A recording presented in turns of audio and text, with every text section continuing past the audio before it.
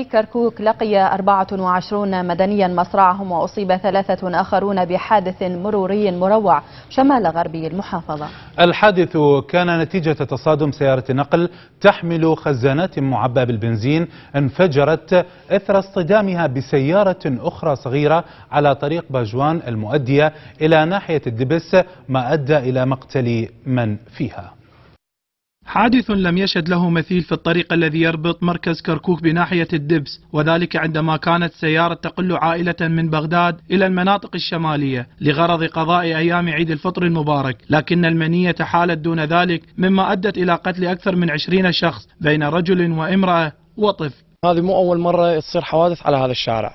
هذا الشارع المفروض يعني نناشد الحكومة أنه تسوي لنا إياه سايدين، لأن هذا شارع رئيسي من الدبس الكركوك، فهذا مو أول مرة. هذا الحادث يعني جايين سفرة من بغداد، هم سفرة عائلية يطلعون للشمال، فهنا شوف رغم أنه ضيقة الشارع أنه سايدين هو ويا اللوفة صايرة، فمن جاي السيارة المقابلة ما مسيطر هذا والشارع ضيق، فصاير هذا الحادث اللي هو شايل تقريبا ما يقارب 25 عائلة مدنية، مع العلم شايل جليكانات بنزين، وأدى هذا الجليكانات البنزين إلى حرق هاي السيارة وهذه تالية السيارة، وكل اللي بالسيارة كانوا احترقوا، ما عدا ثلاث بنات طلعوا من السيارة فقط بس. أتمنى من البلدية يسوون لنا شارع سايتين وعلامات مرورية زينة، يعني حتى احنا نحب يعني نتطور أكثر.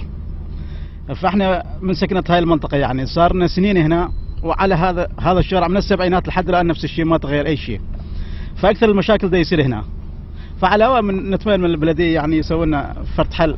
من الأسباب التي أودت بحياة ركاب عجلة الكوستر هو مخزون الوقود المعبات في علب بلاستيكية داخل العجلة، وعند وقوع الحادث أضرمت النار وأحرقت من فيها، وبذلك أصبح حادثا مروعا وأليما. الأسباب عدم الانتباه على الشارع، وبعدين يعني اكو سواق هواي اكثر شيء بالموبايل، مشغولين ويا الموبايل، يعني ما جاي يركزون على الشارع، ياما صاير حوادث من وراء الموبايلات. وبعدين هاي الكوستر يعني شيء غلط، حتى محمل بنزين وياه، يعني كلش غلط. وبعدين السايد مالتنا هاي خط مال الدبس باجوان وكيوان والدبس، يعني ضيق فد مره.